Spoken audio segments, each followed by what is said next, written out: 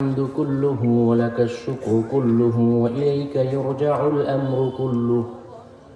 اللهم لك الحمد كالذي نقول وخيرا مما نقول، ولك الحمد كالذي تقول. لك الحمد حتى ترضى، ولك الحمد إذا رضيت، ولك الحمد بعد الرضا.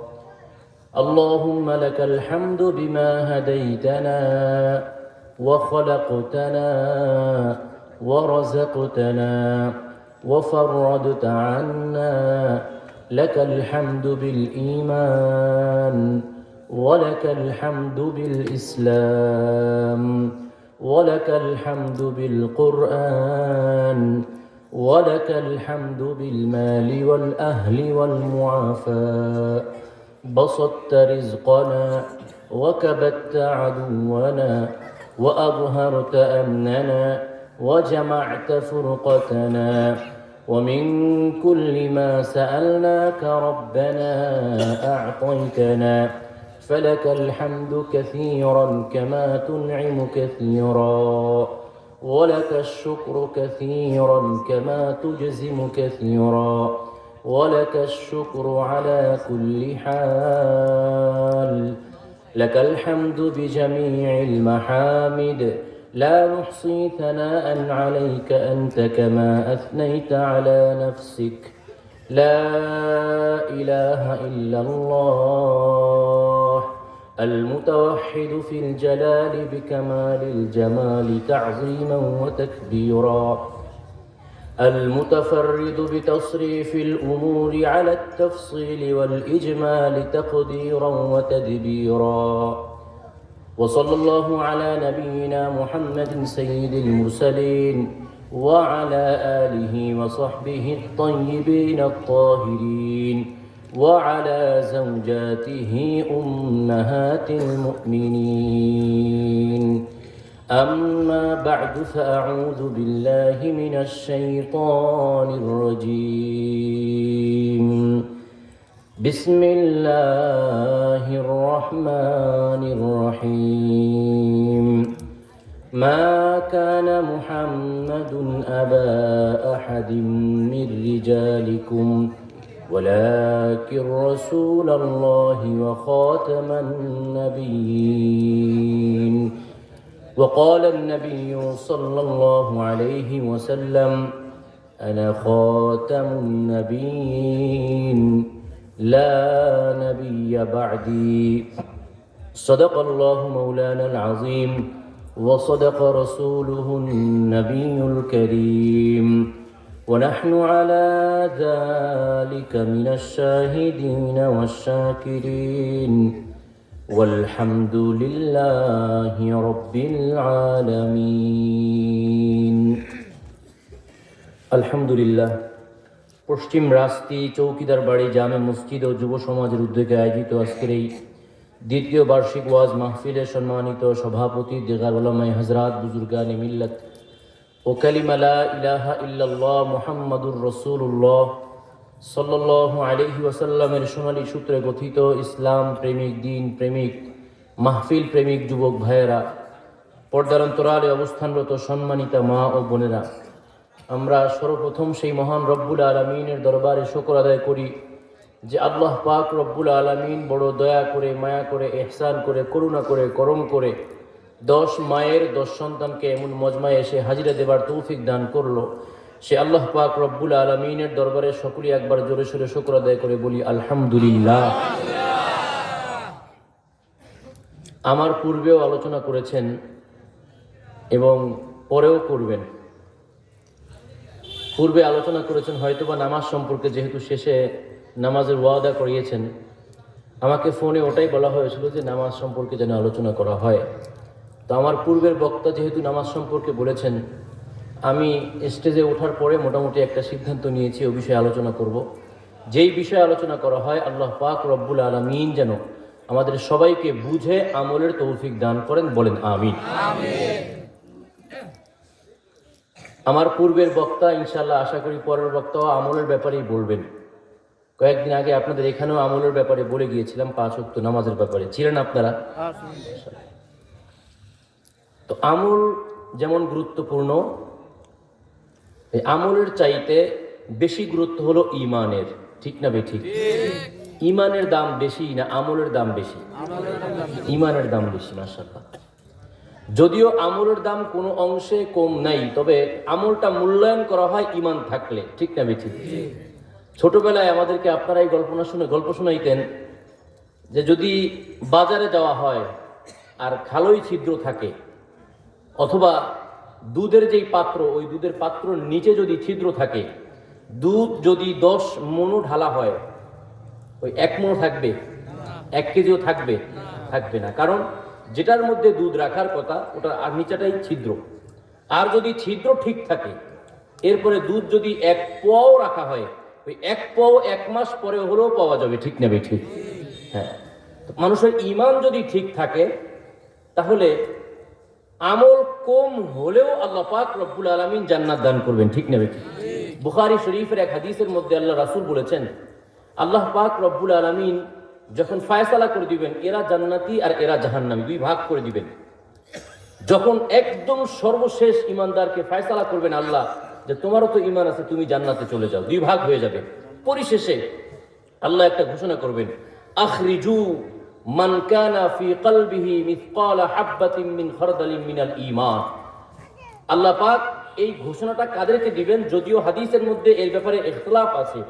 কোন কোন riwayat মধ্যে আছে আল্লাহ পাক ফেরেশতাদেরকে বলবেন যে জাহান্নামের মধ্যে যত মানুষ আছে, এই জাহান্নামী মানুষের মধ্যে কারো অন্তরের মধ্যে যদি যাররা পরিমাণ ঈমান থাকে, তো ওই ব্যক্তিকে জাহান্নাম থেকে বের করে জান্নাতে দিয়ে দাও।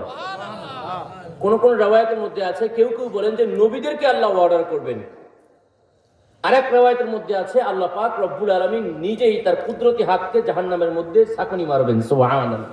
আর যাদের অন্তরের মধ্যে যাররা পরিমাণ ঈমান থাকবে, আল্লাহ পাক রব্বুল আলামিনের ওই কুদরতি হাতের সাথে তারা লাইগা থাকবে। আল্লাহ পাক রব্বুল আলামিন হাতটা এনে সুন্দর করে গোসল করায় এরপরে সবাইকে একসাথে জান্নাতে পাঠিয়ে দিবেন। সুবহানাল্লাহ। যদি ঈমান থাকে। আর যদি ঈমান না থাকে, বলবে রুবামা ইয়াওয়াদ্দুল্লাযীনা কাফারু লাউ কানু মুসলিমিন। আজকে যখন ফয়সালা হয়ে গেল, জাহান্নামের একদম সর্বনিম্নমানের যেই ইমানদার ব্যক্তি শাস্তি পাওয়ার পরেও জান্নাতে চলে গেল, কাফেররা সেদিন আফসোস করবে, আহারে আমারও যদি যাররা পরিমাণ ঈমান থাকতো, তাহলে শাস্তি পাওয়ার পরেও আমি জান্নাত যাইতে পারতাম। ঠিক না বেঠিক? কাজেই আমলের চাইতে ঈমানের দাম আছে না নাই? আল্লাহ পাক রব্বুল আলামিনটা বুঝবার তৌফিক দান করুক, জোরে বলেন আমিন। এখন কথা হলো, যদি ঈমানের দাম আপনার আমার কাছে বেশি থেকে থাকে, তাহলে এই ঈমানের দেখভাল করা, ঈমানের খোঁজ খবর নেওয়ার দরকার আছে না নাই? জোরে কোন আছে না নাই? ছোট্ট একটা উদাহরণ আমি আপনাদেরকে দিই, ইনশাআল্লাহ এরপরে মূল আলোচনায় যাব। যদি আপনার কাছে 5 ভরি স্বর্ণ থাকে, কয় ভরি? 5 ভরি স্বর্ণ। এখন তো আজকেই নেটে দেখলাম মাগরিবের পরে 1,10,493 টাকা মনে হয় ভরি, 22 ক্যারেট যেটা। তাহলে লক্ষাধিক টাকা, তার মানে 5 ভরি স্বর্ণ মানে 5 লাখ টাকারও বেশি, 5,50,000 টাকা, 5.5 লাখ টাকা। এই 5 ভরি স্বর্ণ যদি কোনো ব্যক্তির কাছে থাকে, আপনারা কি মনে করেন এই স্বর্ণটা রাস্তার মধ্যে ফেলায় রাখবে? স্বর্ণটা ঘরের মধ্যে বিছনার উপর রেখে দিবে, টেবিলের উপর সুন্দর করে রেখে দিবে, নাকি সিন্ধুকে রাখবে? সবাই বলেন। এই স্বর্ণ সে বিছানার উপর রাখবে না, এই স্বর্ণ সে মোটামুটি টেবিলের উপর রাখবে না, এটা সিন্ধুকের মধ্যে রাখবে। ঠিক না ঠিক? আগে এটার দাম ছিল না, এখন একটা জিনিসের দাম আছে। আমাদের দেশে খেরকুটা আছে না, গরুরে খাওয়ায়, নাড়া বলে। আপনাদের এখানে কি বলে? নাড়া, খেরকুটা। এই খেরকুটা আগে 2000 টাকা হলে পুরা পালা সহ পাওয়া যাইত, কিন্তু এখন দাম বাইরে গেছে। ঠিক না বেটি? এই খেরকুটারও দাম আছে না নাই? আছে। স্বর্ণেরও দাম আছে না নাই? আছে। তো স্বর্ণ, খেরকুটাও আপনার সম্পদ। ওটাকে জীবনে আপনি ঘরে নিলেন না, বরং রাস্তায় ওই ভিটার মধ্যে গিয়ে আটি একটা পালা একটা কইরা রাখলেন, ওটার দামও আপনার কাছে আছে। আর স্বর্ণের দামও আপনার কাছে আছে। স্বর্ণটা আপনি ঘরের মধ্যে রাখলেন, ঘরের মধ্যে শুধু রাখলেন না, বিছনার উপর রাখলেন তাও না, টেবিলের উপর রাখলেন তাও না, ড্রয়ারের মধ্যে রাখলেন তাও না, এটাকে নিয়ে সিন্ধুকের মধ্যে রাখছেন। কথা ঠিক না বেঠিক? এটার কারণ কি? খড়কুটাও আপনার কাছে দামি, সেটারও দাম আছে, মূল্য আছে। আবার স্বর্ণও আপনার কাছে মূল্য আছে, কিন্তু 1 টাকা রাখলেন বাইরে, আর একটা রাখলেন ভিতরে, শুধু ভিতরে নয় বরং সেটাকে রাখলেন সিন্ধুকের মধ্যে। সিন্ধুকের মধ্যে রেখে আবার 3টা-4টা তালা মারে কি মারে না? এখন কথা হলো, মূল্য তো দুইটারই আছে, খড়কুটারও আছে, স্বর্ণেরও আছে, কিন্তু একটা রাখলেন বাইরে আর একটা ভিতরে। যদি এই প্রশ্ন কারোর কাছে করা হয়, জবাব আসবে, হুজুর খেরকুটার দাম আছে এটা ঠিক, কিন্তু এটার তুলনায় স্বর্ণের দাম অনেক বেশি, এ কারণেই আমরা স্বর্ণটাকে যত্নে রাখি। কথা ঠিক না বেঠিক? এটাই তো কথা নাকি? এটাই। শুধু যত্নে রাখে ব্যাপারটা এমন নয়। যদি প্রশ্ন করা হয় আচ্ছা মূল্য আছে ভালো কথা, তো ওটাকে আবার সিন্ধুকের মধ্যে তালা মাইরে রাখতে হবে কেন? তো উনি বলবে, হুজুর দামি জিনিস যে কোনো সময় চুরি হয়ে যাইতে পারে। ঠিক না বেঠিক? দামি জিনিস যে কোনো সময় চুরি হয়ে যাইতে পারে, এই জন্য ওটাকে রেখে দিছি। আবার 1 সপ্তাহ পরে, 1 মাস পরে, 2 মাস পরে, কয়েকদিন পরে পরে ওটাকে আবার তালাশ করে দেখি। আমার বাড়িওয়ালি একবার বেড়াইতে গেছে, তার বাবার বাড়ি, আমার কাছে স্বর্ণ টর্ণ সব দিয়ে গেছে। ওটা আমি বাসায় রাখার সাহস পাই না, এক জায়গায় নিয়ে রাখছি মাদ্রাসায়। কয়েকদিন পরে ডয়ের খুলে খুলে দেখি ঠিক আছে না চুরি হয়ে গেছে। দেখি কি দেখি না, আমি আমারটা বলতেছি দেখছি। তো সবাই এমন দেখে, টাকার বান্ডিল যেখানে রাখে সেখানে দেখে চুরি হয়ে গেছে কিনা।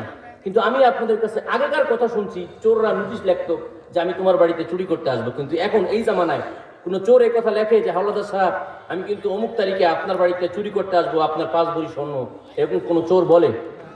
জোরে বলেন। আপনারা সবাইকে আমার কথা বুঝেন? কোন চোর আজ পর্যন্ত নোটিশ পাঠাইছে, চিঠি পাঠাইছে আপনার কাছে, মিয়া শুনলাম 5.5 লাখ টাকা সম্পদ আপনার কাছে আছে, অমুক জায়গায় রেখে দিছেন, আমি আয়েশা চুরি করে নিয়ে যাব, এরকম কোন নোটিশ পাঠাইছে? নোটিশ পাঠায় নাই। এরপরও আপনি দামি মনে করে ওটাকে রাইখা দিলেন সিন্ধুকের মধ্যে। প্রশ্ন করা হবে, ভাই চোরও বললো না আপনার চুরি করবে, আবার আপনি সিন্ধুকের মধ্যে রাখলেন, কারণ কি? উনি বলবে, মিয়া সম্ভাবনা আছে চুরি হয়ে যাওয়ার, এই জন্য আমি এটা বড় যত্ন করে রেখে দিই, এটার মূল্য আমার কাছে অনেক, আমার সারা জীবনের সম্বল এগুলো চুরি হয়ে গেলে আমি দেউলিয়া হয়ে যাব, আমি নিঃস্ব হয়ে যাব, এই দামি জিনিসগুলো আমি হেফাজতে রাখি, কয়েকদিন পরে পরে আমি দেখে রাখি। কথা ঠিক না বেঠিক? এখন আমি আপনাদের কাছে প্রশ্ন করতে চাই, এই যে 5 ভরি স্বর্ণ, এই স্বর্ণের বেশি দাম না আপনার আমার ঈমানের বেশি দাম? আসতে বইলেন, আরো জোরে বলেন। ঈমানের শুধু দাম হাদিসের মধ্যে আছে, যদি কোনো ব্যক্তি একবার সুবহানাল্লাহ কয়, একবার কম করে হলেও আল্লাহ পাক রব্বুল আলামিন তাকে 10টা নেকি দান করবেন। সুবহানাল্লাহ। এই 10 নেকির 1 নেকির পরিমাণ কেমন? হাদিসের মধ্যে আসছে, যদি কোনো ব্যক্তি একটা নেকিকে 1 পাল্লায় রাখে, আর বাকি দুনিয়া আসমান জমিনের মধ্যে যা কিছু আছে, ওয়ামা বাইনাহুমা, এই দুইয়ের মাঝে যা কিছু আছে, এই সবগুলোকে যদি স্বর্ণ বানানো হয়, এটা বললাম আপনারা শুনলেন, সাধারণ মনে করলেন, ব্যাপারটা এমন না। আপনার ঘর, একটা বিল্ডিং করছেন, কত টন রড দিয়ে, কত বালু দিয়ে, সিমেন্ট দিয়ে, আপনার পুরো ঘর স্বর্ণ হবে। আপনার ঘরের নিচে যে মাটি আছে স্বর্ণ হবে, আপনিও স্বর্ণ হবেন। এভাবে করে আপনার চাচাতো ভাই, আপনার সমাজ, আপনার দেশ, 5টা দেশ, ভারত, ইন্ডিয়া, পাকিস্তান, এভাবে পুরো পৃথিবী, এরপরে সকল পানি, এরপরে আসমান আর জমিনের মধ্যবর্তী ফাঁকা জায়গা, এরপরে সব পাহাড়, সব আসমান, এই সবগুলোকে যদি 1 পাল্লায় রাখা হয় স্বর্ণ বানাইয়া, যেই পরিমাণ দাম হবে, হাদিসের মধ্যে আসছে এই সব কিছুর চাইতে একটা নেকির বেশি দাম হয়ে যাবে। সুবহানাল্লাহ। তাহলে যে ঈমানের কারণে নেকি হয়, একটা নেকির দাম দুনিয়ার সব কিছুর চাইতে বেশি। আর এদিকে আপনার কাছে আমার কাছে 5 ভরি স্বর্ণ আছে, এই স্বর্ণ যদি বেশি দাম থাকে, খোঁজ খবর নেওয়া লাগে। চোরে অ্যালার্ট দেয় নাই, আমাদেরকে প্রেসক্রিপশন দেয় নাই, অথবা চোরের নোটিশও দেয় নাই চুরি করবো, এরপরেও যদি আপনি আর আমি এত হুঁশিয়ার থাকি, আমি আপনার কাছে প্রশ্ন করতে চাই, কয়দিন আপনি সজাগ হয়েছেন যে এই স্বর্ণের চাইতেও বেশি দাম হলো আমার ঈমানের, স্বর্ণের চাইতে বেশি দাম আমার ঈমান আমলের? সেই ঈমান আর আমলের খবর কি?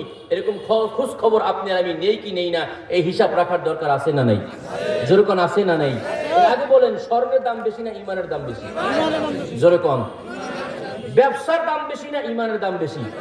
ক্ষেত খামারের দাম বেশি না ঈমানের দাম বেশি? তাহলে ব্যবসার খোঁজ খবর আপনি আর আমি নেই কি নেই না? এই সারা দিন করার পরে এরপরে দোকান বন্ধ কইরা, কি বলে, সামনে ওইটাকে নামাইয়া, ঝাপ নামাইয়া দিয়া, এরপরে হিসাব করে, এরপরে বাড়ি যায়। ঠিক না ঠিক? এরপরে আবার হাল খাতা করে বাৎসরিক ক্ষেত খামারে একটু আগাছা হইলে সেটাকে পরিষ্কার করে। প্রশ্ন যদি করা হয়, হুজুর আপনারা প্রশ্ন করবেন না, কারা করবে? আপনারা তো মসজিদে আরামে আরামে খান, আমাদের তো কাজ করে খাইতে হয়। ক্ষেত খামারে যদি আগাছা হয়ে যায় সেটাকে পরিষ্কার করতে হয়, আর তা না হলে তো নষ্ট হয়ে যাবে। যদি প্রশ্ন করা হয়, আপনি আপনার হাতে যে মোবাইলটা আছে, এই মোবাইলটাকে আবার ওই মেকারের কাছে নেওয়া দরকার কি, মেরামত করার দরকার কি, বা অ্যান্টিভাইরাস দেওয়ার দরকার কি? তো প্রশ্ন আপনারা বলবেন, হুজুর এই জিনিসটা দামি জিনিস, আমার প্রয়োজনীয় জিনিস, এটা ঠিক আছে কিনা এটা আমার দেখতে হবে। তাহলে আমি সব কিছুর খোঁজ খবর নিলাম, যেটার বিনিময়ে আমি কিয়ামতের ময়দানে বিনা হিসেবে জান্নাতে যাব, জাহান্নাম থেকে মুক্তি পেয়ে জান্নাতে যাব, সেটার দাম নাই? যেরকম দাম নাই, শুধু দাম নাই এমনটা নয়, বরং সব কিছুর চাইতে বেশি দাম। কতক্ষণ ঠিক না বেঠি?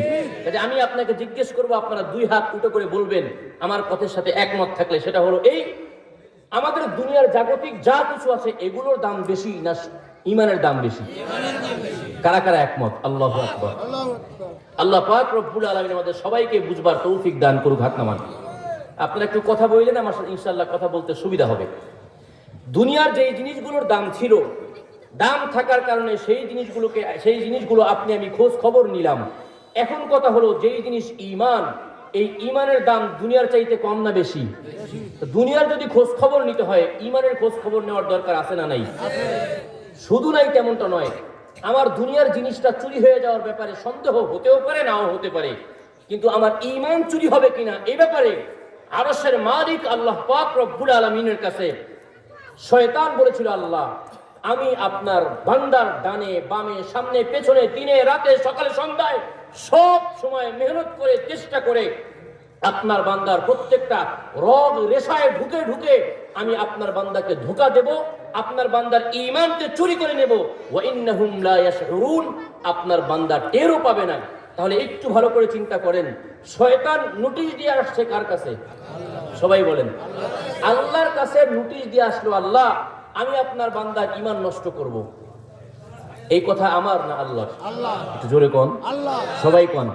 তাহলে নিশ্চয়ই শয়তান বৈশা নাই, আপনার আমার ঈমান হরণ করে ফেলবেই, নষ্ট করে ফেলবেই। একটা কথা লাস্টে বলেছে, ওয়া ইন্নাহুম লা ইয়াশউরুন, আমি আপনার বান্দাদের ঈমান নষ্ট করব, আপনার বান্দারা টেরও পাবে না। নাউজুবিল্লাহ পড়ে। তাহলে আবার শুরু থেকে আসেন, আমার দুনিয়ার সম্পদের বেশি দাম না ঈমানের বেশি দাম? দুনিয়ার সম্পদ চুরি হয়ে যাওয়ার ভয়ে আমরা হেফাজত করলাম, এর আগে জিজ্ঞেস করলাম যে ঈমান, দুনিয়ার সম্পদ যে চুরি হয়ে যাবে এই ব্যাপারে কোনো চোর আমাদেরকে নোটিশ দিছে? তাহলে দুনিয়ার সম্পদের বেশি দাম না ঈমানের বেশি দাম? তাহলে ঈমান দাম যদি বেশি হয়ে থাকে, এটাকে তো আরো যত্নে রাখা দরকার ছিল। এমনকি এই ঈমান চুরি হয়ে যাওয়ার ব্যাপারে গ্যারান্টি দিয়ে আসছে আল্লাহর কাছে ইবলিস। কথা ঠিক না বেঠিক? তাহলে এইবার বলেন, ঈমান চুরি হয়ে যাওয়ার সম্ভাবনা আছে না নাই? আর কি বলছে? ওয়া ইন্নাহুম লা ইয়াশউরুন, টেরও পাবে না বান্দারা। তাহলে আপনার আমার ঈমান ঠিক আছে না নাই? আল্লাহ পাক রব্বুল আলামিন এই কথা বলেছেন যে ঈমান ধ্বংস হয়ে যাবে, টেরও পাবে না। আপনার আমার ঈমান আছে না নাই? এটা এমনও হতে পারে যে আপনার আমার ঈমান নষ্ট হয়ে গেছে, আমরা টেরও পাই না। কথা ঠিক না বেঠিক? এই জন্যই বলা হয়েছে, আল্লাহ রাসূল বলেছেন, জাদ্দিদু ঈমানাকুম। আল্লাহর বান্দারা, সাহাবা একরাম, তোমরা তোমাদের ঈমানকে নবায়ন করো। সুবহানাল্লাহ পড়ে।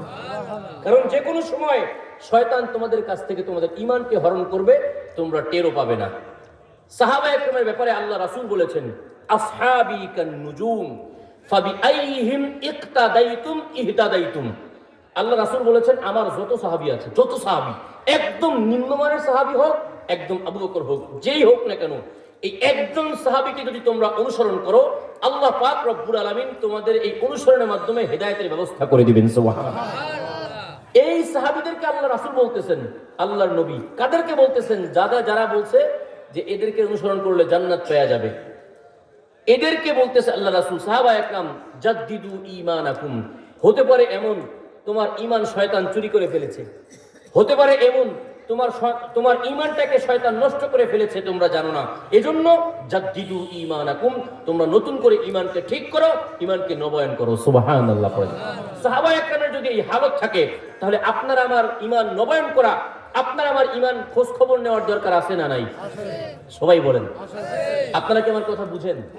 আচ্ছা, বুঝে থাকলে এতটুকু বুঝেন, ইবলিস আল্লাহর কাছে চ্যালেঞ্জ করে আসছে, আপনার বান্দার ঈমান নষ্ট করব। এখন ঈমান নষ্ট করার জন্য ইবলিস সেই শুরু থেকেই বসে আছে। আদম আলাইহিস সালাতু ওয়াস সালামকে গোমরাহ করার জন্য চেষ্টা করছে কি করে নাই? সমস্ত নবীদের আশপাশে গিয়েছে। রাসূল পাক সাল্লাল্লাহু আলাইহি ওয়াসাল্লাম বলেছেন, আমার সাথেও শয়তান আছে, তবে ওয়াকাদ আসলামা, সে মুসলমান হয়ে গেছে। সুবহানাল্লাহ। তার মানে হলো আল্লাহ রাসূলকে ধোঁকা দিতে পারে না, ভালো কাজেই বলে, সেটা ভিন্ন বিষয়। তার মানে হলো শয়তান বসে নাই, সবাইকেই শয়তান ধোঁকা দিতে চেষ্টা করে, কথা ঠিক না বেঠিক? আব্দুল কাদের জিলানী রহমতুল্লাহি আলাইহির ঘটনা আপনারা শুনেছেন, কিভাবে একজন মানুষের ঈমান নষ্ট করবে এই ধান্দায় মগ্ন থাকে, ঠিক না বেঠিক? তাহলে আপনার আমার ঈমান বাকি আছে না নষ্ট হয়ে গেছে, এটার খোঁজ খবর নেওয়া দরকার আছে না নাই? তাহলে আমি আজকে যে আলোচনাটা করব, এই আলোচনার মূল বিষয় হলো আপনার আমার ঈমান ঠিক আছে কিনা। এই ক্ষেত্রে একটা জিনিস জানতে হবে, সেটা হলো কোরআনে কারীমে যে আয়াতখানা আমি তেলাওয়াত করেছি, আল্লাহ পাক বলেছেন, মা কানা মুহাম্মাদুন আবা আহাদিন মির রিজালিকুম ওয়ালাকিন রাসূলুল্লাহি ওয়া খাতামান নাবিয়্যিন। আল্লাহ পাক রব্বুল আলামিন বলেছেন, সবাইকে ডেকে শোনো, এই যে মুহাম্মদ আমাদের নবী সাল্লাল্লাহু আলাইহি সাল্লাম, পড়েন, মুহাম্মদ তোমাদের মধ্য থেকে কোনো পিতা পুরুষের পিতা নন। আল্লাহ পাক রব্বুল আলামিন আমাদের নবীকে পরিচয় করায় দিয়ে বলছেন যে ইনি তোমাদের মধ্যে কোনো পুরুষ মানুষের পিতা নন। এখন প্রশ্ন হতে পারে, এই যে এক ভাই আছেন পাঞ্জাবি পরা, টুপি পরা, ডাক পাগড়ি পরা, সুন্দর, ওনাকে যদি দাঁড় করায় দেই আর যদি আমি এই কথা বলি, ভাই উনি কিন্তু হুজুর মানুষ না, তো আপনি তখন বলবেন, আরে হুজুর ওনার তো মাথায় পাগড়ি, গায়ে পাঞ্জাবি, কত সুন্নতি দাড়ি, সবকিছুই তো ঠিক আছে, উনি যদি হুজুর না হয় তাহলে আপনি বলেন উনি কি? এমন প্রশ্ন হবে কি হবে না? জোরে কোন হবে কি হবে না? ঠিক তদ্রূপ আল্লাহ পাক রব্বুল আলামিন যখন আমাদের নবীর ব্যাপারে বললেন যে উনি আমাদের মধ্য থেকে, তোমাদের মধ্য থেকে কোনো পুরুষ মানুষের পিতা নন, আমরা যদি পরীক্ষা করি আল্লাহ, তাহলে উনি কি? তাহলে আল্লাহ বলবেন, ওয়ালাকিন রাসূলুল্লাহি ওয়া খাতামান নাবিয়্যিন, ইনি হলেন আল্লাহ পাক রব্বুল আলামিনের রাসূল এবং সর্বশেষ নবী। সুবহানাল্লাহ। তাহলে আমার নবীর পরিচয় আল্লাহ পাক দিলেন দুইটা। কয়টা? এই আয়াতের মধ্যে কয়টা পরিচয় দিবেন? এক নাম্বার পরিচয় হলো রাসূলুল্লাহ, আল্লাহর রাসূল। দুই নাম্বার পরিচয় হলো খাতামুন নাবিয়্যিন, সর্বশেষ নবী, ঠিক না ঠিক? তাহলে একটা পরিচয় রাসূল, আরেকটা পরিচয় হলো সর্বশেষ নবী। কোরআন শরীফের মধ্যে আল্লাহ পাক রব্বুল আলামিন বলেছেন যে আমাদের নবী সর্বশেষ নবী। আল্লাহ পাক রব্বুল আলামিন এই দিকটা বুঝাইতে গিয়ে পুরো আয়াতের মূল মাকসাদই এটা ছিল যে আমাদের নবী মুহাম্মাদুর রাসূলুল্লাহ হলো সর্বশেষ নবী, তারপরে অন্য কোনো নবী নাই, ঠিক না ঠিক? তাহলে এই আয়াতের সব তরজমা বাদ দিয়ে অন্তত আমরা এতটুকু তরজমা রাখি, আমাদের নবী মুহাম্মাদুর রাসূলুল্লাহ সর্বশেষ নবী, এই কথা কার? আল্লাহ। সবাই আসতে কোন? আল্লাহ। গায়ের সমস্ত শক্তি দিয়ে বলেন, আমাদের নবী সর্বশেষ নবী, কথা কার? আল্লাহ। আল্লাহ। এই যে একটা বিষয়, এই বিষয়টা যদি কেউ মানে তাহলে তার ঈমান থাকবে। যদি কেউ সন্দেহ করে যে মুহাম্মাদুর রাসূলুল্লাহ তো নবী, কিন্তু শেষ নবী নাও হতে পারে, অন্য কেউ থাকতেও পারে, এরকম ধারণা যদি কারো মাথায় আসে, ঈমান থাকবে? জোরে কম, আরো জোরে কম। এই পয়েন্ট নিয়ে আলোচনা শেষ করবো ইনশাআল্লাহ। আল্লাহ পাক রব্বুল আলামিন বলেছেন, ওয়ালাকিন রাসূলুল্লাহি ওয়া খাতামান নাবিয়্যিন, নবী মুহাম্মদ হলো সর্বশেষ নবী। সুবহানাল্লাহ পড়েন। এই কথা কার? আল্লাহ। নবী কি বলছে শুনেন। নবী বলেছেন, আনা খাতামুন নাবিয়্যিন লা নাবিয়্যা বা'দি, আমি সর্বশেষ নবী, আমার পরে কোনো নবী নাই। সুবহানাল্লাহ পড়েন। আমি সর্বশেষ নবী, আমার পরে কোনো নবী নাই। আচ্ছা, এখন জিজ্ঞেস করি, নবী করিম সাল্লাল্লাহু আলাইহি ওয়াসাল্লাম সারা জীবনে কোথাও কি কোনো একটা মিথ্যা বলেছেন? না। জোরে বললেন না। সম্ভাবনা আছে? না। কখনো কোনোদিন চিপায় চাপায় গিয়ে, পানির নিচে গিয়ে, এদিক সেদিকে গিয়ে, রাতের অন্ধকারে কোথাও একটা মিথ্যা বলছেন? না। নবীর কথা যারা স্বীকার করবে না, মানবে না, তারা ঈমানদার থাকবে? না। জোরে কোন? না। তাহলে আমাদের নবী সর্বশেষ নবী, কথা কার? আল্লাহ। নবী নিজেও বলছেন আমি শেষ নবী। তাহলে আল্লাহ বললেন এবং নবী বললেন যে নবী মুহাম্মাদুর রাসূলুল্লাহ শেষ নবী, তারপরে অন্য কোনো নবী নাই। এটাই হলো ঈমান। এটাই কি? ঈমান। এখানে যদি আপনার আমার একটু খলাল থাকে, একটু ব্যাখ্যার কোনো প্রয়াস নেই আমরা যে নাও হতে পারে বা তারপরে আসতেও পারে, তাহলে ঈমান থাকবে? থাকবে। কিন্তু আশ্চর্যের বিষয় হলো এই, ওই যে শয়তান চ্যালেঞ্জ করে আসছে, আমি বান্দার ঈমানকে নষ্ট করব, বান্দা টেরও পাবে না। আশ্চর্যের বিষয়, নবী করিম সাল্লাল্লাহু আলাইহি ওয়াসাল্লাম নিজেই হাদিসের মধ্যে বলেছেন, লা তাকুমুস সাআ হাত্তা ইউবআসা দাজ্জালুনা কাযাবুনা কুল্লুহুম ইয়াজআমু আন্নাহু নবিয়্যুন। আল্লাহ রাসূল বলেন যে আমি নবী করিম সাল্লাল্লাহু আলাইহি ওয়াসাল্লামকে তো আল্লাহ পাক সর্বশেষ নবী বানাইছেন, কিন্তু আশ্চর্যের বিষয় হলো আমার পরেও কিয়ামতের আগ পর্যন্ত কিছু মানুষ মিথ্যা ভণ্ড নিজেকে নবী দাবি করবে। নাউজুবিল্লাহ পড়েন, জোরে বলেন নাউজুবিল্লাহ। আল্লাহ রাসূল সেই সংখ্যাটাও বলে দিয়েছেন, বলেছেন করিবুম মিন সালাসিন, আমার পরে যারা নিজেকে নবী দাবি করবে তাদের সংখ্যা প্রায় 30। কত? সবাই কন। এখন হতে পারে এমন, হুজুর আল্লাহর নবী সর্বশেষ নবী, এই কথা আল্লাহ বলেছেন, নবীজি নিজেও বলেছেন যে শেষ নবী, এরপরে আবার কে দাবি করবে যে আমি আবার নবী? না, আল্লাহ রাসূল বলেছেন কিয়ামতের আগ পর্যন্ত প্রায় 30 জন মানুষ নিজেকে নবী দাবি করবে। নাউজুবিল্লাহ পড়েন। আল্লাহ রাসূল এদেরকে আবার ফতোয়া দিয়েছেন, এদের পরিচয় হলো 1 নাম্বার দাজ্জাল, 2 নাম্বার কাজ্জাব। কথা ঠিক না ঠিক? তাহলে যে সকল মানুষ নবীর পরে নবী দাবি করে সে কি মুসলমান না কাফের? আসতে কোন, আরো জোরে কোন। কাফের কি আমি বলছি না আপনারা বলছেন? জোরে কোন। এখন আসতে কোন কেন? আমি বলছি না আপনারা বলছেন? তাহলে কালকে সকালে চায়ের দোকানে বসে দোয়া করবে, বলবেন যে মাদানী সাহেব আইসা সব খালি কাফের কয়ে গেছে। কাফের কি আমরা কইছি না আপনারা কইছেন? জোরে কোন, আরো জোরে কোন। কইছেন কারা কারা? আল্লাহু আকবার। অনেকে হাত উঠায় নাই, কারণ ভাবছে যে আমি কালকে পড়াশোনা করবো। আর এই হাত উঠাইলে আল্লাহর কাছে বলতে পারবেন যে আল্লাহ আপনার নবীকে যারা শেষ নবী মানে নাই, অন্তত দুনিয়ায় ঘোষণা দিয়ে আসছে তারা কাফের। কথা ঠিক না বেঠিক? আল্লাহ রাসূল বলেছেন যে আমার পরে অনেক নবী নিজেকে দাবি করবে, এরা সবাই হলো মিথ্যা নবী, ভণ্ড, প্রতারক। কথা ঠিক না বেঠিক? এদেরকে যারা নবী মানবে তারা মুসলমান। জোরে কোন। তবে এবার একটু কথা বলতে গেলে একটু গোড়া থেকে আসবো, যেহেতু ওলামা একরামও আছে, আমরা যারা আছি আমরা সাথী ভাই হিসেবে মুজাকারা করব, আর যারা আওয়াম আমরা আছি আগে পরে শুনি নাই তারা ইনশাআল্লাহ শুনে নেব। উভয় পক্ষই ফায়দা হবে, আল্লাহ তৌফিক দান করুক, বলে না আমিন। একটা দল আছে, নাম হলো আহমদিয়া মুসলিম জামাত। কি নাম? মির্জা গোলাম আহমদ কাদিয়ানী প্রতিষ্ঠিত করেছেন। কারণ মির্জা গোলাম আহমদ কাদিয়ানী উনি দাবি করেছেন যে আমি হলাম নবী। আসতে কোন। আরে তারা শুনবে নাউজুবিল্লাহ বললে? জোরে বলেন নাউজুবিল্লাহ। মির্জা গোলাম আহমদ কাদিয়ানী নিজে দাবি করেছে আমি নবী। এখন এই মির্জা গোলাম আহমদ কাদিয়ানীর অনুসারীদের জামাতকে বলা হয় আহলে সুন্নাত, কি আহমদিয়া মুসলিম জামাত।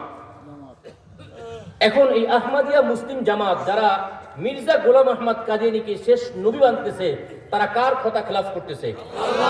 আল্লাহ আল্লাহ রাসূলের কথা। কথা কোন ঠিক না বেঠিক? আল্লাহ আল্লাহ রাসূলের কথা যারা মানবে না তারা পাক্কা মুমিন। জোরে কোন, সবাই কোন। আমাদের সমাজে বহু মানুষ আছে টাকা খায়া আপনাদেরকে বুঝাবে যে না মুহাম্মাদুর রাসূলুল্লাহ নবী, কিন্তু তারপরে নবী হতে পারে। নাউজুবিল্লাহ পড়েন। ওনারা সুন্দর করে আহমদিয়া মুসলিম জামাত, আপনারা কষ্ট পায়েন না বাবারা। আপনারা মনে করবেন যে হুজুর মিয়া স্টেজে বইছে, ওনারা আমরা দাওয়াত করে আনছি, পোস্টারে নাম লিখলাম, দাওয়াত দিলাম, উনি আরেকজনের ব্যাপারে গীবত করতেছে। এটা কি গীবত? সবাই বলেন গীবত নাকি ঈমান ঠিক রাখার জন্য পরীক্ষা? কথা ঠিক না বেঠিক? খুব খেয়াল রাখা, খুব খেয়াল রাখা। আহমদিয়া মুসলিম জামাত কোথ থেকে আসলো একটু ভালো করে বুঝেন, একটু ভালো করে বুঝেন কোথ থেকে আসলো। আরো কয়েকটা দল আছে, তাদের দলের এই মূল গোমর ফাঁস হয়ে যায়, ভালো করে বুঝেন। ইংরেজ সরকার যখন ভারতবর্ষে আসলো, ইস্ট ইন্ডিয়া কোম্পানি নামে এসে পুরা ভারতবর্ষ দখল করছে। করছে কি করে নাই? মুসলমানদেরকে যেভাবে মেরেছে, মুসলমানদের আলেমদেরকে যেভাবে মেরেছে, গ্রাং ট্রাং যে রোড ছিল, এই রোডের একটা গাছ পাওয়া যায় নাই যেই গাছের সাথে এক একজন আলেমের লাশ ছিল না। নাউজুবিল্লাহ পড়ে। ইংরেজরা, ব্রিটিশরা এসে হিন্দুস্তান শাসন করেছে। ওই হিন্দুস্তান তখন শুধু ভারত ছিল না, আমাদের ভারত, পাকিস্তান, ইন্ডিয়া, এই তিনটা মিলিয়ে ছিল। কথা ঠিক না বেঠিক? একটু ভালো করে শুনেন, ইনশাআল্লাহ ফায়দা হবে। তো ওনারা যখন দেশের মধ্যে এসে কব্জা জমাইলো, ওনারা প্রথমেই দেখলো যে মুসলমানদেরকে এত নির্যাতন করা হয়, কিন্তু মুসলমানদেরকে দমানো যায় না। বহু চেষ্টা করলো তারা কিভাবে মুসলমানদেরকে দমানো যায়। একবার তারা পার্লামেন্টে এটা বসাইলো যে মুসলমানদেরকে দমাইতে হলে মুসলমানদের যত কোরআন আছে সব কোরআনগুলো একত্রিত করো, কিছু পড়ায় ফেলো, পানিতে ফেলাইয়া দাও। তাই করা হলো। কাফেরদের নেতৃত্বে, ইংরেজদের নেতৃত্বে সমস্ত মাদ্রাসায় গিয়ে গিয়ে কোরআন শরীফগুলো ছিনায় নিয়া সবগুলো পুড়ে ফেলাইলো, সবগুলো পানিতে ফেলাই দিল। নাউজুবিল্লাহ পড়ে। কিন্তু আপনারা বলেন তো, কোরআন শরীফ যদি পুরায়া ফেলে, কোরআন শরীফ দুনিয়া থেকে উঠানো যাইবে? ইন্না নাহনু নাযালনা যিকরা ওয়া ইন্না লাহু লাহাফিজুন। আল্লাহ বলেন, কোরআন নাজিল করেছি আমি আল্লাহ, আর এই কোরআনের হেফাজত আমি আল্লাহই করব। ঠিক না বেঠিক? যেই যত চেষ্টা করো না কেন, কোনো চেষ্টা কোনো কাজে আসবে না। তো এরপর যখন দেখলো কোরআন তো সব পড়ায় ফেললাম, কিন্তু বাংলাদেশ, হিন্দুস্তানের মধ্যে এত পরিমাণ মাদ্রাসা, এই মাদ্রাসার মধ্যে এক একটার মধ্যে 200, 300, 1000 পর্যন্ত হাফেজ আছে, তারা এক লাগাতার পরে আরেকজন লেখা ফেলায়। কোরআন যতই পুরুক, কোরআন পুরে কোনো লাভ হয় না। সুবহানাল্লাহ বলে। এরপরে তার টার্গেট নিল, এক কাজ করতে হবে, তাহলে এই হাফেজ তৈরি হয় কোথায়? মাদ্রাসায়। ঠিক না বেঠিক? আপনারা জানেন, যারা মুরব্বী আছেন তারা ভালো জানেন, আমরা ইয়ং জেনারেশন যারা আছি তারা একটু কম জানি। হয়তো যারা ইতিহাস পড়েছেন, ভারতবর্ষের ইতিহাস যারা পড়েছেন তারা হয়তো ভালো করে জানতে পারেন। এই হিন্দুস্তানের মধ্যে লক্ষ লক্ষ, প্রায় 30 লক্ষর মতো মাদ্রাসা ছিল। আল্লাহু আকবার বলেন। কত লক্ষ? উনি লিখেছেন, যেই মাদ্রাসার অধীনে নিজস্ব জায়গা কম ছিল, সেই মাদ্রাসায় কমপক্ষে 1 একর জমি ছিল। সুবহানাল্লাহ। যেই মাদ্রাসায় কম জমি ছিল, সেই মাদ্রাসায় কতটুকু? 1 একর। এবং প্রত্যেকটা মাদ্রাসায় নিজস্ব অর্থায়নে চলতো, জাতির কাছ থেকে টাকা নিতে হইতো না, কারণ মাদ্রাসার নিজেরই অনেক ব্যাংক ব্যালেন্স, অনেক টাকা পয়সা ছিল। তো এবার ইংরেজ সরকার টার্গেট নিল, প্রথমে কোরআন পড়াইলো, মাথায় রাখেন। 2 নম্বর সে টার্গেট নিল যে কিভাবে তাহলে এই মাদ্রাসাগুলোকে ধ্বংস করা যায়। মাদ্রাসাগুলো ধ্বংস করলে হাফেজ আলেম ধ্বংস হয়ে যাবে অটোমেটিকলি। সো মাদ্রাসাগুলো ধ্বংস করা যায় কিভাবে? মাদ্রাসাগুলো ধ্বংসের লক্ষ্যে প্রথমেই, যেহেতু তখন ব্রিটিশরা শাসন করত, প্রথমেই তারা পার্লামেন্টে আইন পাস করলো, এদেশের কওমি মাদ্রাসাগুলোর মধ্যে যে সকল জমি আছে এগুলো মাদ্রাসার কাছে রাখা যাবে না, বরং এই সব জমিগুলোকে বাজেয়াপ্ত করে সরকারের অধীনে নিয়ে যেতে হবে। তাই করলো সরকার, পুরা মাদ্রাসার সকল জমিগুলো সরকারের অধীনে নিয়ে গেল। নাউজুবিল্লাহ পড়েন। জমি নেওয়ার মাধ্যমে আস্তে আস্তে আস্তে আস্তে করে পুরা বাংলাদেশ, হিন্দুস্তানের মধ্যে সব মাদ্রাসাগুলো আস্তে আস্তে দুর্বল হয়ে যাইতে লাগলো। আর মাদ্রাসাগুলোতে তৎকালীন সময় দান করতো মুসলমানরা। মুসলমানদের উপরে তো এমনি নির্যাতনের নিপীড়ন ওই সময় ব্রিটিশরা করতো, যার কারণে মুসলমানরাও দান করতে পারতো না হাত খুলে, যার কারণে প্রতিষ্ঠানগুলো দুর্বল হয়ে গেছে। আস্তে আস্তে আলেমও কম বাড়িতেছে, মোটামুটি একদম ধ্বংসের দ্বার প্রান্তে। কিছু প্রতিষ্ঠান স্থায়ীভাবে বন্ধ হয়ে গেল, আর কিছু প্রতিষ্ঠান অনাবাসিকভাবে চালু থাকলো। এরপরে ওই প্রতিষ্ঠানগুলোকে সরকার নিজে দখল করে নিয়ে গেল। একটা পর্যায়ে যে যখনই ইসলামের পক্ষে কথা বলতো, ওই সকল মানুষকে ধরে ইংরেজ সরকার ফাঁসিতে ঝুলাই দিত। নাউজুবিল্লাহ পড়ে। একটু ভালো করে খেয়াল রাখেন, হিন্দুস্তান আমাদের দেশ। ঠিক না বেঠিক? তো ওই সময় আস্তে আস্তে ব্রিটিশ আসলো, আসার পরে তারা দখল করতে লাগলো। মূলত তাদের দেশ দখল করা উদ্দেশ্য নয়, ইসলাম ধর্ম উৎখাত করাই উদ্দেশ্য ছিল। কথা ঠিক না বেঠিক? যাই হোক, যখন এই কাজগুলো করলো, মুসলমান দুর্বল হয়ে গেল।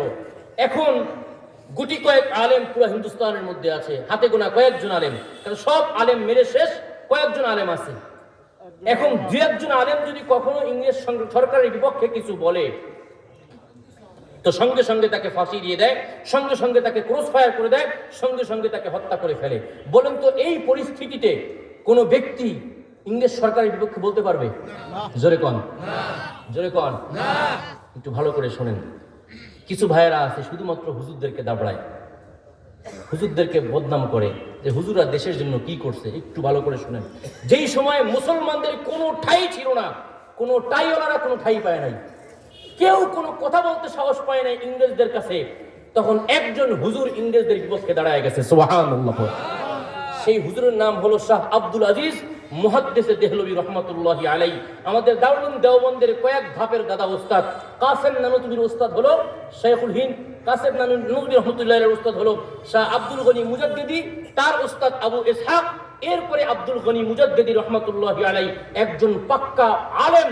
এই আলেম একটা ফতোয়া দিছে, সেটা হলো এই হিন্দুস্তানের সকল মুসলমানরা শোনো, ইংরেজ ব্রিটিশরা যে আমাদের উপরে চড়াও হয়েছে, তারা যে মুসলমান পাইলেই মাইরা ফেলে, মুসলমানরা মুসলমানদের ন্যায়ের কথা, তাদের হকের কথা বললেই মেরে ফেলে। সুতরাং আমি আব্দুল আজিজ মুহাদ্দিস দেহলভী রহমাতুল্লাহ আলাইহি একটা ফতোয়া পাশ করলাম, সেটা হলো পুরা হিন্দুস্তানের মধ্যে, ভারতবর্ষের মধ্যে কোনো একজন মুসলমানের জন্য বেঁচে থাকা হালাল হবে না যতক্ষণ না সে ইংরেজ সরকারের বিপক্ষে জিহাদ না করবে, ইংরেজ সরকারের বিরুদ্ধে যুদ্ধ করা ফরজ, এই ফতোয়া জারি করে শাহ আব্দুল আজিজ মুহাদ্দিস দেহলভী রাহমাতুল্লাহি আলাইহি গোটা বিশ্বের, গোটা হিন্দুস্তানের মুসলমানদের ঈমানের মধ্যে আবার নতুন করে চেতনা জাগ্রত করলো। সুবহানাল্লাহ বলে একটু মাথায় রাখা দরকার, একটু মাথায় রাখা দরকার। শুধু শুধু হুজুরকে আপনারা চেতান। ওই সময় একজন পাবলিক পাওয়া যায় নাই, একজন প্রফেসর পাওয়া যায় নাই, একজন অ্যাডভোকেট পাওয়া যায় নাই, একজন সমাজনীতি পাওয়া যায় নাই, একজন এলাকার কোনো মানুষ পাওয়া যায় নাই যে আপনি ইংরেজ সরকারের বিপক্ষে মুসলমানদের জন্মভূমি, মুসলমানদের হিন্দুস্তানকে আপনি হেফাজত করবেন। কেউ পাওয়া যায় নাই, শুধুমাত্র একজন আলেম দাঁড়াইছিল। কথা কোন ঠিক না বেঠি? এটা হলো আম পাবলিকের জন্য বক্তব্য। 2 নম্বর কথা হলো আলেমদের জন্য কি একটু মাথায় রাখা দরকার। আব্দুল আজিজ মুহাদ্দিস দেহলভী রাহমাতুল্লাহি আলাইহি যদি উনি ওনার সনদ কেটে দেয় তাহলে এই উপমহাদেশে একজনও আলেম থাকবে না। ঠিক না ঠিক? ওলামায়ে কেরামের কাছে জিজ্ঞেস করেন, ওনাদের হয়েই আমাদের নবী পর্যন্ত যাইতে হয়, ওনাদের কাছ থেকে সবক নিয়ে নিয়ে আমার আগে বাড়তে হয়। ওনাকে যদি কেউ অস্বীকার করে তাহলে তার সনদ ঠিক থাকবে না। কথা কোন ঠিক না বেঠিক? তাহলে এই আব্দুল আজিজ মুহাদ্দিস দেহলভী রাহমাতুল্লাহি আলাইহি তখন যদি ইসলামের পক্ষে কথা বলে তাহলে তার মাথার উপরে পিস্তল আছে না নাই? জোরে কোন আছে না নাই? যদি সে ইসলামের পক্ষে কথা বলে তার গলায় ফাঁসি লাগার সম্ভাবনা আছে না নাই? যদি আব্দুল আজিজ মুহাদ্দিস দেহলভী রাহমাতুল্লাহি আলাইহি ওই সময় ইসলামের কথা বলে, ভারত আপনার ব্রিটিশ সরকারের বিপক্ষে কথা বলে, ওই সময় তার ক্রসফায়ার সম্ভাবনা আছে না নাই? তাহলে এখনো মাথায় রাখা দরকার উলামায়ে কেরামদের, এটা আমাদের জন্য সবক। আমরা যদি সত্যি সত্যি দাবি করি যে আমরা উলামায়ে দেওবন্দের সন্তান, শাহ আব্দুল আজিজ মুহাদ্দিস দেহলভীর সন্তান, তাহলে আমাদেরও এটা মাথায় রাখা দরকার। পরিস্থিতি যাই হোক না কেন, নিজের গলার কাছে ছুরি আসুক না কেন, নিজেদের মাথার উপরে তরবারি আসুক না কেন, পিস্তল আসুক না কেন, হুমকি ধুমকি আসুক না কেন, গ্রেফতার মামলা আসুক না কেন, হকের কথা বলতে হবে, হকের কথা বলতে হবে, হকের কথা বলতে হবে। কথা ঠিক না বেঁচে? যদি নিজেকে আলেম দাবি করতে হয় হকের কথা বলতে হবে। কথা কোন ঠিক না বেঠি? অনেকেই বলে হুজুর সময় ভালো না, বুঝে শুনে কথা কোন। আরে মেয়া, যদি আপনার কথা শুনতে হইতো তাহলে আব্দুল আজিজ মুহাদ্দিস দেহলভী রাহমাতুল্লাহি আলাইহি উনিও যদি বুঝে শুনে কথা বলতো হিন্দুস্তানে মুসলমান থাকতো না। কথা কোন ঠিক না বেঠি? আল্লাহ পাক বুঝবার তৌফিক দান করুক। জোরে কোন আমিন।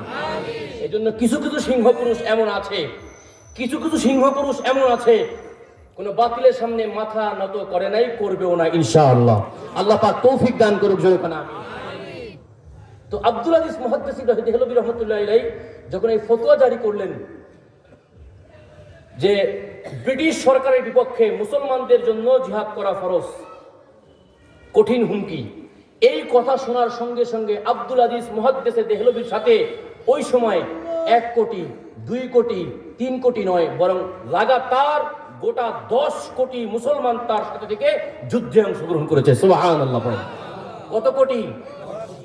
10 কোটি মুসলমান তার সাথে ছিল, যুদ্ধ করতে লাগলো। ইংরেজ সরকারের মাথা নষ্ট হয়ে গেছে। আরে কঠিন পরিস্থিতি দেখা যাইতেছে, আমার বিপক্ষে একটা ফতোয়া দিয়া পুরো মুসলমানদেরকে জাগ্রত করে ফেলছে।